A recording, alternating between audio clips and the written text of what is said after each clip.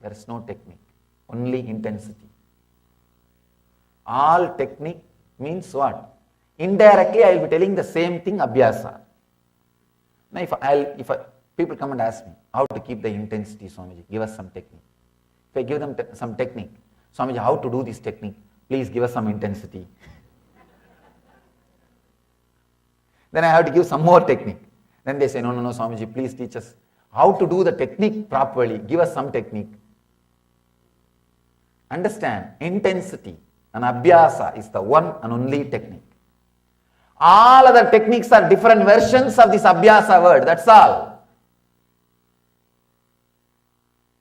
Many times, when people ask me the questions, see, any answer will create only more questions. So I never answer them. I just divert their attention. They feel, oh, see, intelligent answer Swamiji gave. Only I know I just diverted them from the question, that's all. People ask me, Swamiji, what is worry? I tell them, constant inner chattering. What is inner chattering? I tell them, worry. They think they have the answer now. Nothing but adding few more words to their question. They feel they are attended, that's all. And honestly, nobody is bothered about a question answer and all. They want to know that when they put a question, two reasons. One, they want to tell you that they know something. Or they want your attention. Or they want to check whether you know or not. And when you attend them, things are over. That's all. The other day, one guy came to me and asked, Swamiji, I want to achieve God, give me some technique. I told him, I did not answer directly. I asked him, you are from where? How many kids you have? What is your profession? After that, 4 hours he was with me, chatting, talking, so many things. He did not even remember once this question again, second time. No, he did not remember. Means understand the intensity of the question. Many times our questions are like this only. Many times our questions are like this only. All the answers, all the techniques are different versions of this one truth, abhyasa. What makes you to get established in the higher state of consciousness and that conflict-free mood, joy and ecstasy? Do that again and again. Come back to that state of consciousness through all possible ways and methods again and again and again. That's all is essence of abhyasa. Here, the Patanjali says,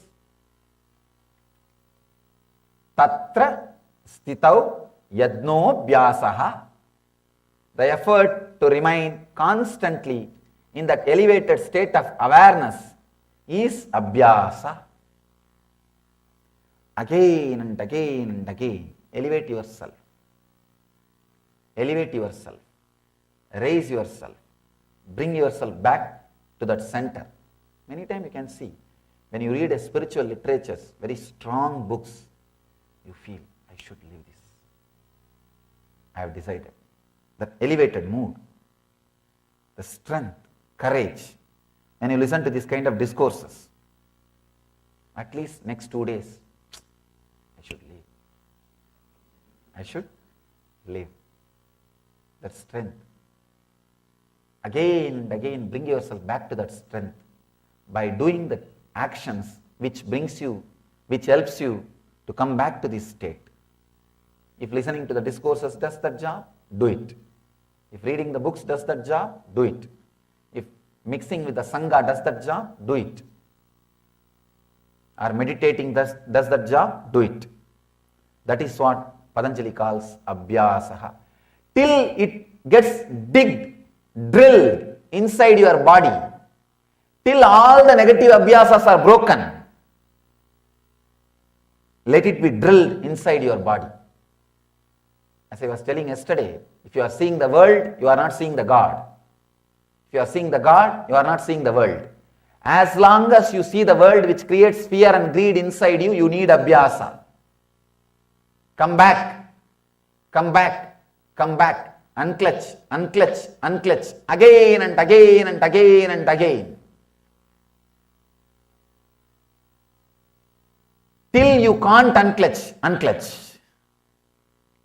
There will be one point, the unclutcher will disappear in unclutching. Till then, unclutch.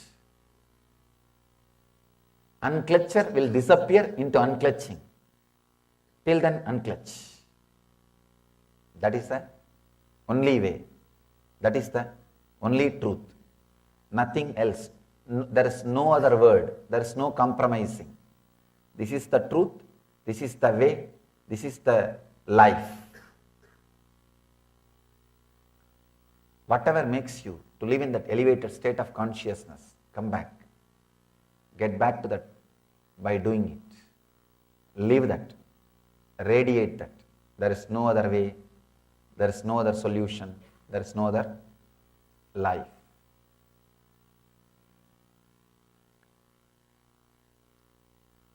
You may feel that I am repeating the same truth again and again and again, because truth has to be repeated till you listen. It is challenge between you and me. No, not even you and me, your unconsciousness and me. It is not fight between your conscious and me. It is fight between your unconscious and me. Your conscious actually wants to be around me. It feels connected. But unconscious, that negative abhyasa creates all apprehensions. It's a big game between me and your negative abhyasa. Till it gets drilled into your body. I have to play this game. I have to play this game.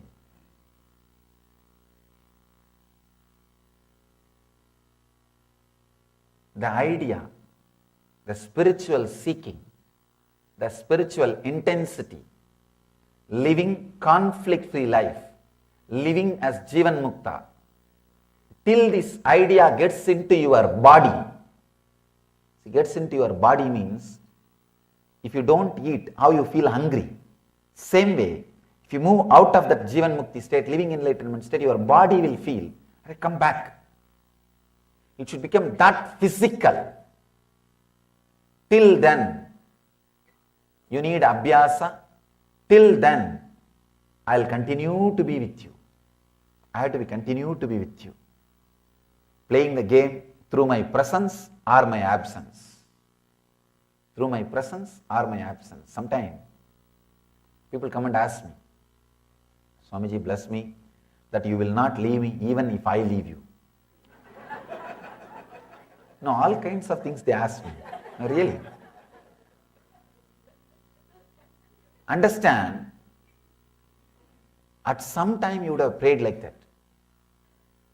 Sometime, even if people wanted to go, I send message, maybe directly or indirectly.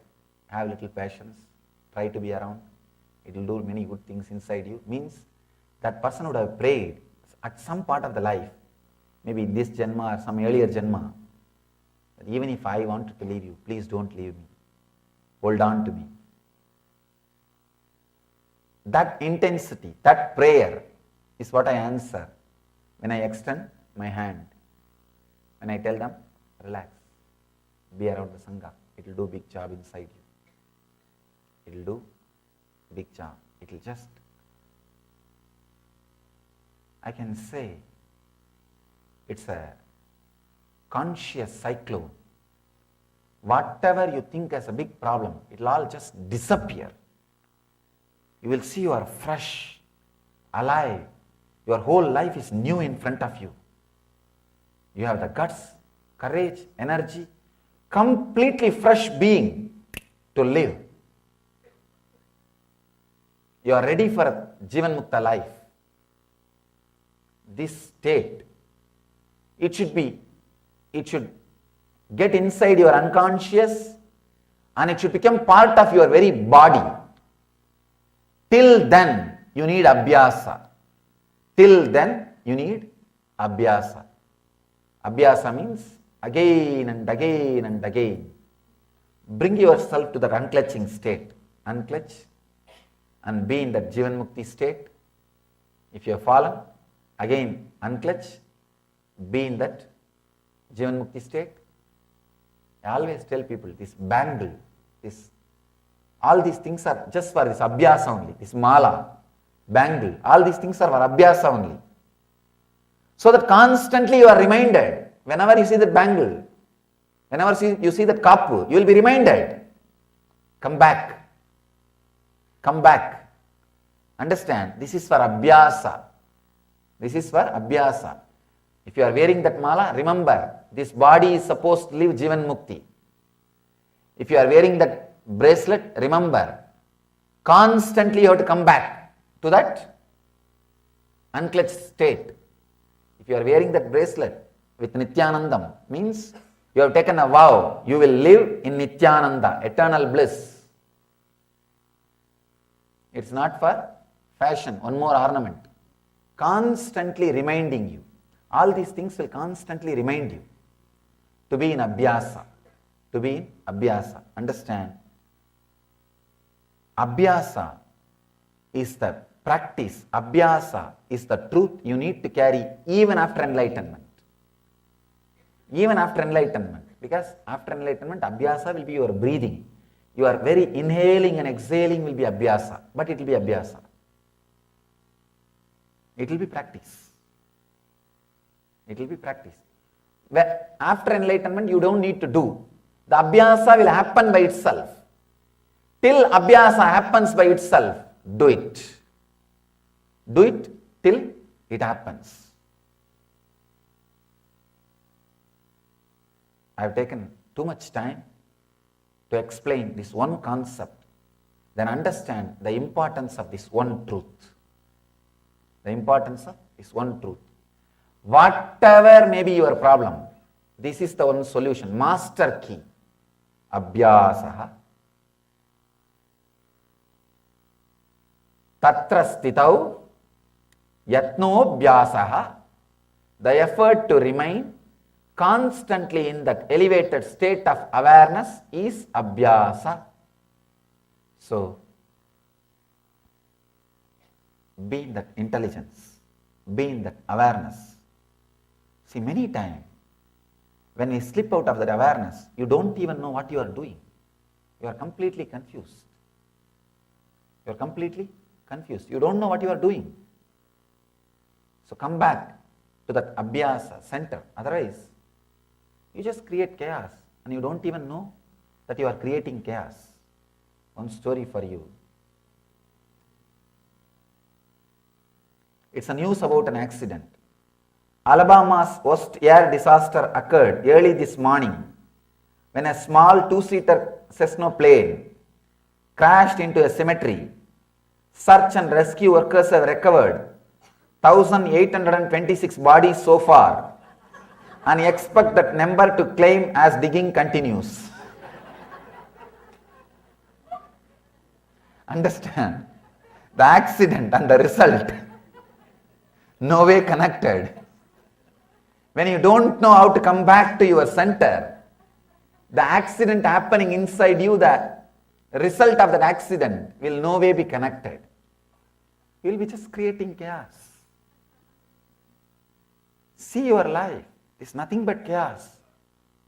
Sometimes I sincerely feel the whole world is running based on madness. Please understand, I am not talking philosophy. I very sincerely feel, what for it is happening? We are not awakened to the truth of your existence and the truth of existence of the world and the truth of connection between your existence and the existence of the world.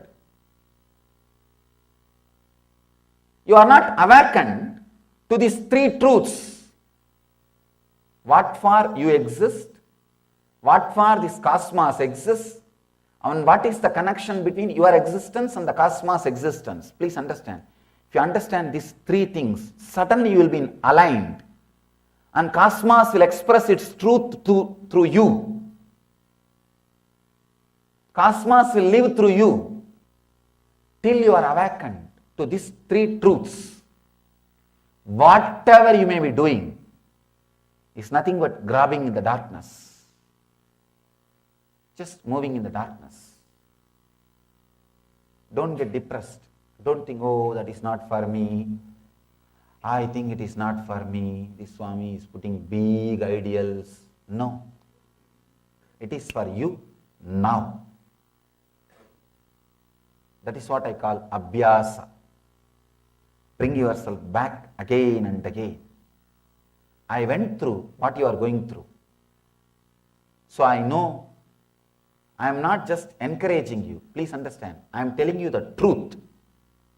In the village, when you walk through the forest, if you ask some villager how many kilometers to cross the forest, always all the villagers will tell, no, you almost crossed, you almost crossed. The trekking in the Grand Canyon. You are almost there, you are almost there. No, I am not talking in that language, understand? Understand, I am telling you the truth. I am not encouraging you. I am not just telling you some idea to encourage you. No, I am telling you the truth. I went through the same situation which you are going through. Paramahamsa means a man who has went through all possible situations. Only then he can teach. I went through everything. So I can tell you, understand, the abhyasa is a basic need and simple need and nothing else is required. You don't even have to think how long I should do abhyasa. Relax from all those ideas. Do abhyasa now. You will see you are in the truth now. You are in the truth now.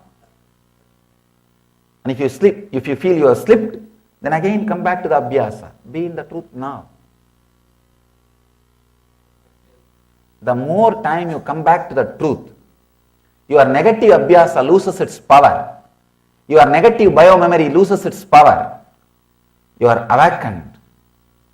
Your strong positive abhyasa explodes inside you and you start residing in that same state. You start living in that experience. That is what I call Jivan Mukti. That is what I call Jivan Mukti. What happened to me when I was 12 is enlightenment. I needed little positive abhyasa to remove the negative abhyasa. People ask me, you are an incarnation, how can negative abhyasa happen? Please understand, out of pure gold you can't make jewels. So you need to add little copper, make jewel, and you should again put it in the acid and take away that copper and make it as a pure gold again. Now you have a jewelry which is pure gold. Same way, out of pure consciousness you can't create a body. So little negative abhyasa means tamas and rajas. Out of pure sattva you can't create body. So little tamas and rajas is added and body is created. After the body is created, then again start burning, put in the acid, do tapas, burn it.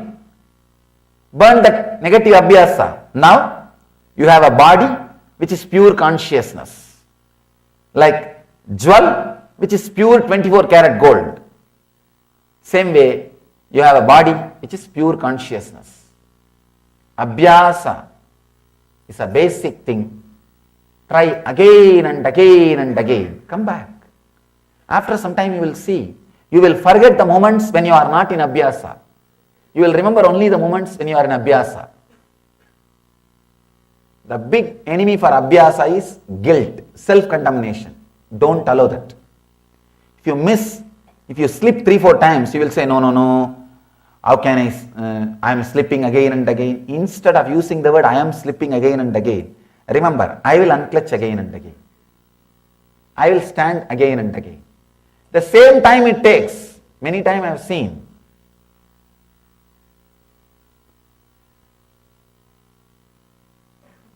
Same energy it takes to feel guilty, repent, how much time and energy you take, that same time only you need to unclutch and come back to the higher state. Because you have the negative abhyasa, you create guilt. Now break. Come back to that higher state instead of creating guilt. Let it become positive abhyasa. Let you be centered on positive abhyasa. Instead of creating guilt, you will create enlightenment. What do you want to do in the life? Whether guilt or enlightenment. If you waste your energy by saying, I am slipping, I am slipping, I am slipping, you will create guilt. If you bring yourself back again and again to the center, you will create enlightenment. So, I bless you all. Let you all achieve and radiate this great truth, abhyasa, in your life and live enlightenment.